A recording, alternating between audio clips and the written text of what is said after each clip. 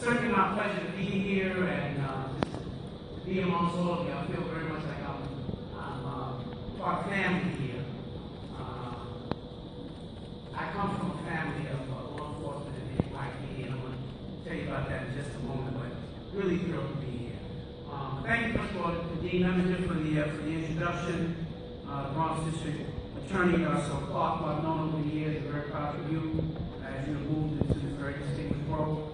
City Councilwoman Vanessa Gibson, thank you for the great work that you do for the city and people of the Bronx. To the esteemed Commissioner Bratton, certainly my pleasure to be in your house here today. First Deputy Commissioner Tucker, who I've also known over the years, and again, so very, very much appreciative of you and all the leadership that you provided to the department. To all the chiefs, I feel like I know so many of you over the years. Those of you who are currently sitting as chiefs, we have some retired chiefs who are here as well, who I see, and so many members of the department. I feel very much like I'm home, and I thank you. My good friend Greg Thomas, the national president of the Noble organization as well. To all the organizations who are represented here today, African Law Enforcement Organization and your president, Shibozu Amadi, the Haitian American Law Enforcement Fraternal Organization, your president, Daniel Lafarge. I'd love to speak, but I'm going to be heading to Haiti in a couple of weeks, and so I'd certainly love to have a conversation with you about that. The Guardians, your president, Detective Yusuf Pan, and I know the great work that the Guardians have been doing for so many, many years.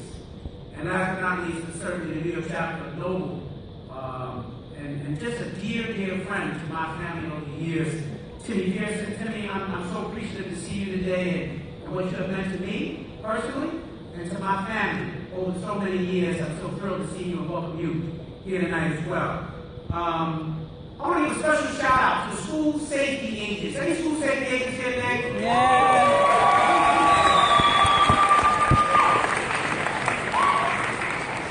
And I say that for two reasons. One, having been a principal in New York City for 11 years and an educator in the New York City school system for almost 30 years, I know the great job that the school safety agents provide day in and day out. We very often don't get the credit that you deserve. But just know for me, I greatly appreciate it. School safety agents and great work that you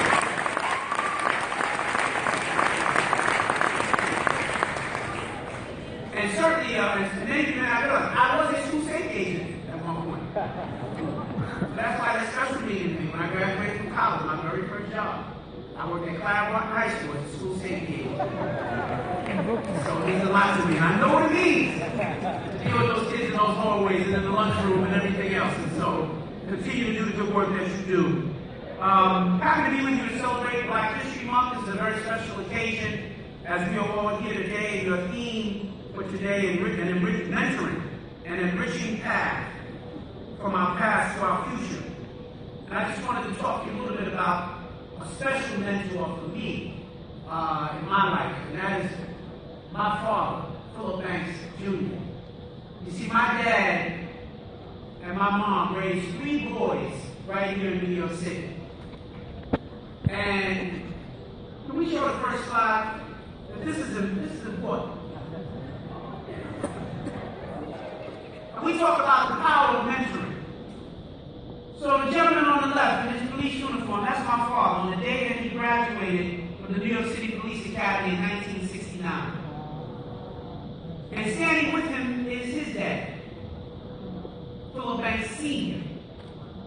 And so the reason I'm showing that image to you is because I want you to know what the power of mentoring really means, the impact that it had in my life, and how my life has subsequently impacted the lives of so many others. My grandfather was a truck driver, a great man, strong man, and a great inspirational leader and disciplinarian for my father.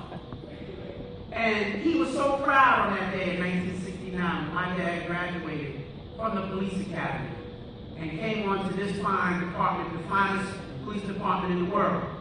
My dad loved being on the NYPD. He had many special assignments over the years, and he would talk about the NYPD everywhere he went.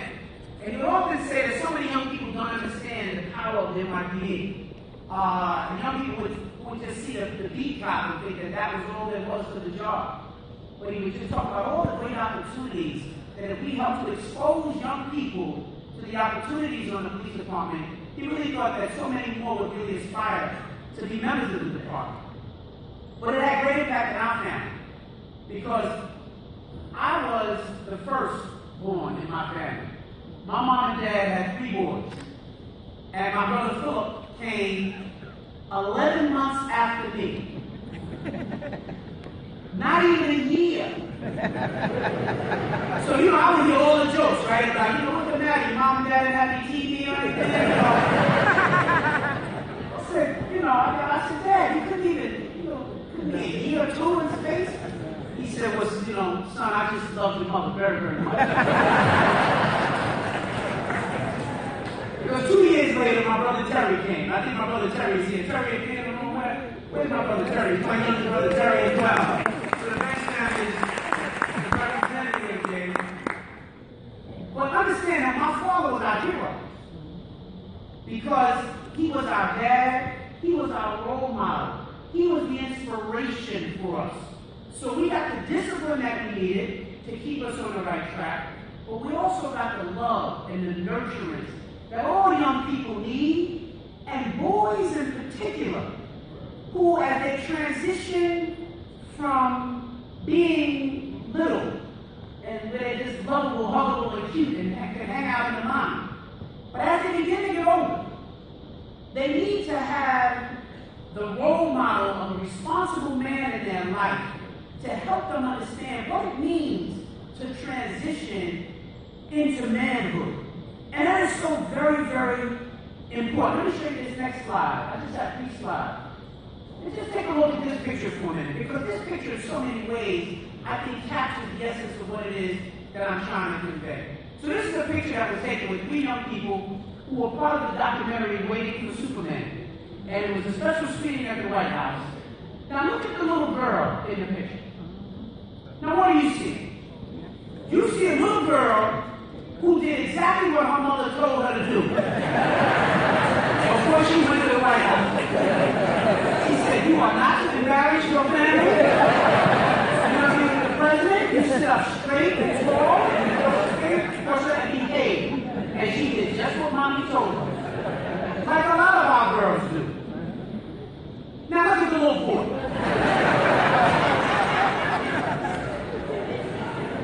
Now he's just comfortable. He's laid out all over the place. His mother told him the same thing, but you see what he did, right? First of all, let me ask you this. How many of you have sons? Raise by show of hands. Brothers. Husbands.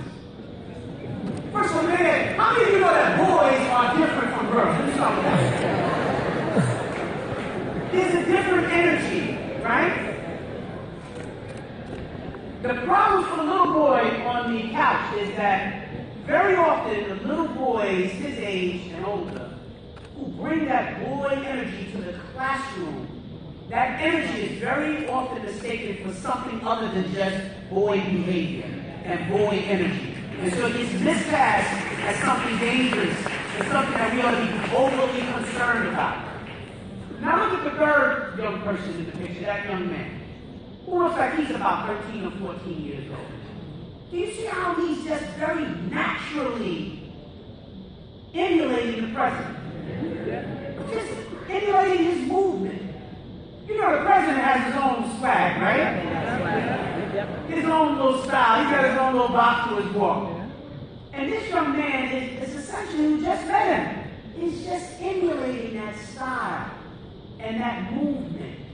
Because that's what our young men look for. They look for that model of who is the person that I should follow and model myself after in my transition to manhood. The problem that we have is that so many of them don't have that. In 1920, 90% of black children had a father at home. You fast forward 40 years later to 1960. The number was still as high as 80%. Today, the number is only 32%. Think about that for a minute. That means 7 out of 10 young people in the black community don't have dad at home. There are a whole lot of reasons for why dad is missing from the family in so many ways. But at least the girls, for the most part, they got mommy, they got grandma, they got auntie, they got Miss Williams, their 4th grade teacher, Miss Jackson, the 9th grade teacher. But the boys, as they get older, are lacking somebody to provide that role model for them. So they begin to try to create a definition of manhood for themselves in the absence of men to show them. And then we blame them when they get it wrong. 60 Minutes did a really powerful story a few years ago. If you've never seen it, you should look it up. But it showed that even in the animal kingdom, in South Africa, there was an overabundance of elephants in a particular part of the country. And so the government's response was to begin to kill many of the male bull elephants to try to stem the tide of the population. The unintended consequence was this. They began to look up each day and they would find in the morning dead rhinos. And they could not figure out why the rhinos were showing up dead. And so eventually they used this infrared lighting, and at night they went out to the preserve and they studied what was going on. And you know what they found? The male elephants, the teenage male elephants, were wilding at night and killing the rhinos. And you think about that for a minute, right? So the rhinos and the elephants, they all live in the same space. They live together forever. So the rhinos were like, come on, can't we all just get along? Interesting that it was not the female elephants that were engaged in the behavior. In fact, the title of the story was Juvenile Delinquents. Think about how powerful that is. That the young male elephants needed adult male elephants to teach them how to be an elephant. So ultimately, the government, what they did was they tranquilized a number of male bull elephants from another part of the country and transported them into the space. And almost overnight, the condition was solved. You talk about the power of mentoring. That's what we're talking about. But so many of the issues that we have found for our young people require us to do so much more, even in the absence of many of the fathers in the family. So I want to shift to you and just tell you a little bit about the work that we're doing now at the Eagle Academy for young men all over New York City. And the reason we started to do this work was because Columbia University put out a report that said that 75% of the inmates for the entire state of New York came from 7 neighborhoods in New York City. Think about the entire state, Buffalo, Rochester, Syracuse, Walden, the entire state's prison population. Not only did they come from New York City, they came from very specific zip codes. It's the prison pipeline. We've all heard of it. We've all read about it. We've all seen various reports and evaluations that have been done. The sad reality is that there's been a very limited, specific response. We've gotten really good at telling everybody how bad the problem is. Through our panel discussions, through our conferences, we brought the work of the problem to an art form. We know how to tell it really well. But in terms of really being able to craft a response that will actually make a real difference, it seems as though the most we've been able to do is come up with a good after-school program for a handful of kids, and that's about all that we're going to get out of this. I believe that we can do so much more. I believe that the answers to the problem can be solved by not only people in this room, but by people all over the community. But we just got to be activated in the right way. Can we just go to the final slide? The young men that you saw earlier today from the drum line, those are our boys from the Eagle Academy in Harlem. And so we created the Eagle Academy, as Dean said, our flagship school in the Bronx. And we started with a group of 100 boys in the 9th grade. Now, I was the principal of the school. I had already been a principal of the school for 7 years in New York. So I thought, how hard could it be?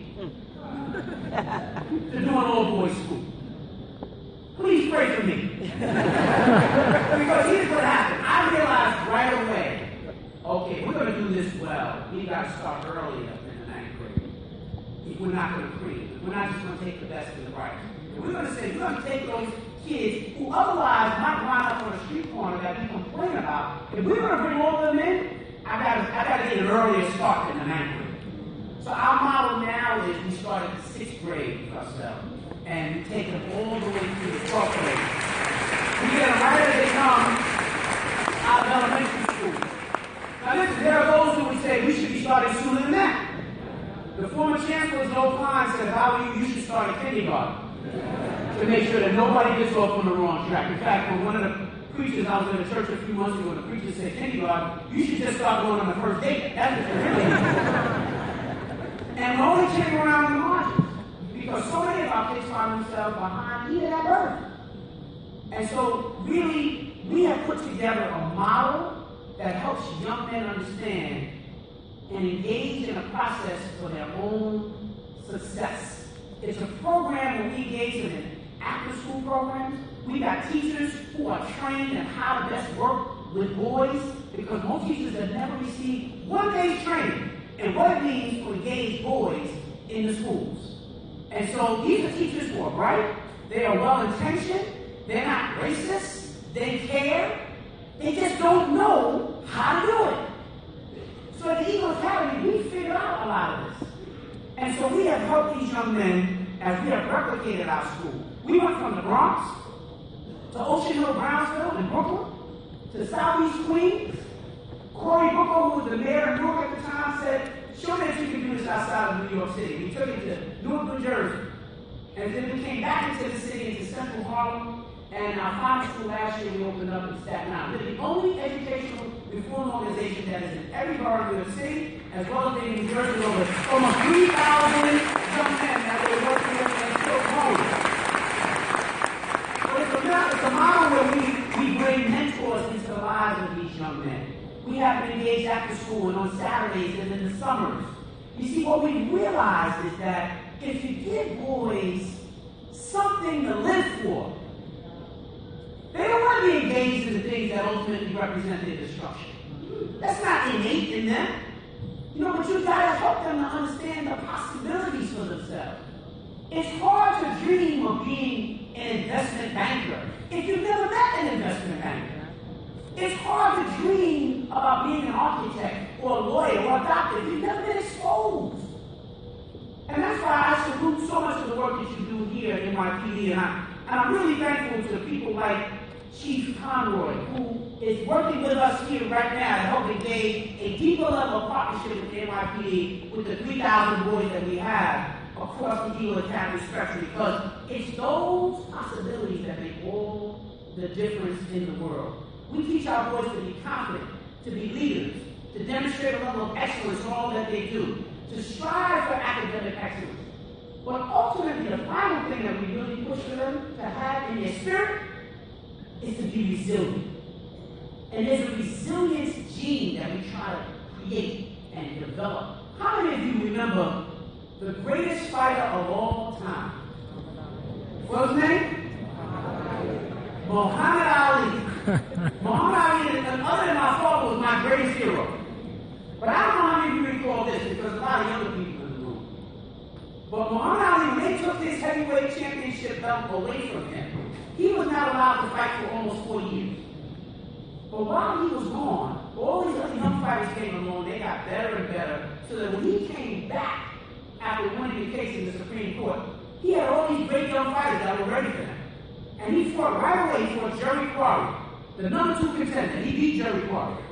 Then the next fight was against Oscar Bonavena, the number 1 contender. He beat Oscar Bonavena, which set him up for what was called the fight of the century against the guy who now was the champ while Ali was gone, and that person's name was Joe Frazier. And it was billed as the fight of the century because you had 2 undefeated heavyweight champs. And I was praying for Muhammad Ali. He was my all-time hero. The fight was even, dead even, going into the 15th and final round. They don't even fight 15-round fights anymore. That's how dangerous it is. They only go 12 rounds these days. But here they were in the 15th and final round. and in the middle of the round, Joe Frazier unleashed a left hook. Ali said Joe Frazier hit me so hard, he shook my kinfolk in Africa. And down went Ali, legs up in the air, tassels flying, and ultimately, Joe Frazier won that fight based on that knockdown. And I was devastated. I'm 12 years old, fight is over, and I remember they interviewed Ali at the end of the fight.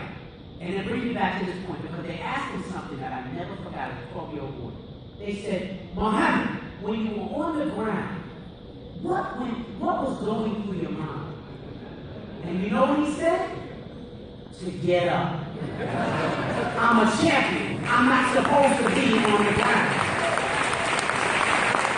But understand this as I explain this close. What Ali was saying in that moment was, there's a strength inside of me that helped me to understand. I may have gotten knocked down, but I'm not supposed to stay and linger on the ground. I'm supposed to get back up. Our boys need that as well. And that's a spirit that we can cultivate. But the way you cultivate it is you cultivate it opportunity. Because you see, if you think that one day you can be the police commissioner of the New York Police Department, you're not going around joining gangs. If you think that you can be a senator for the United States, you're not going around robbing people in the community. If you see possibilities for yourself, it will help you as you conduct yourself in the day-to-day. The children that we have to deal with in the negative in our community who engage in all kinds of negative behavior are just kids who are kind of walking in darkness. They don't see the possibilities for themselves. They're just living from moment to moment. There's nothing innately wrong with them. We just have to help the light to shine brighter inside of them. And so I simply want to leave you all on the police department with this word, which is simply to say that we need you because these boys and these young people in our community, they don't have enough in their lives, many of them, to help get them to the next level. And I know you're doing great work, but I need you to do even greater work. You see, it's almost like a baseball analogy. When you put that uniform on, you're already batting 300. We need you to bat 330. I need you to be a Hall of Famer when you pick up the bat. Because without that, we will continue to have so many young people not take full advantage of all of this. And just think back to when you were a little boy, a little girl. You know, just who were you before you were little?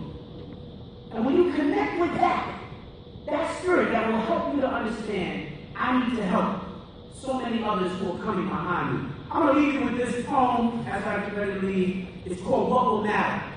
And I think it's really important. It's been probably something I really live by this. And it says, ready or not, someday it will all come to an end. There will be no more sunrises, no minutes, hours, or days.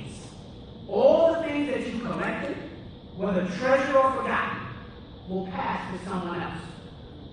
Your wealth, your fame, and your temporal power will shrivel to irrelevance. It will not matter what you own or what you are owed. Your grudges, resentments, frustrations, and jealousies will finally disappear. So too will your hopes, your ambitions, your plans, and your to-do list. They will all expire. The wins and the losses that once seemed so important will all fade away. It won't matter where you came from or what side of the tracks you lived on in the end. It won't matter whether you were beautiful or brilliant. Even your gender and skin color will be irrelevant. So what will matter? How will the value of your days truly be measured? What will matter is not what you bought, but what you built. Not what you got, but what you gave. What will matter is not your success, but rather your significance. What will matter is not what you learned, but what you taught. What will matter is every act of integrity, compassion, courage, or sacrifice that enriched, empowered, or encouraged others to emulate your example. What will matter is not your competence, but your character. What will matter is not how many people you knew, but how many people will feel a lasting loss when you're gone. What will matter is not your memories, but the memories that live in those who loved you. What will matter is how long you will be remembered, by whom, and for what. Living a life that matters doesn't happen by accident.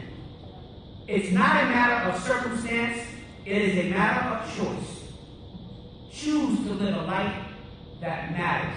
I thank you, all the members of the NYPD, for living a life that matters each and every day. I salute you and I thank you for your sacrifice.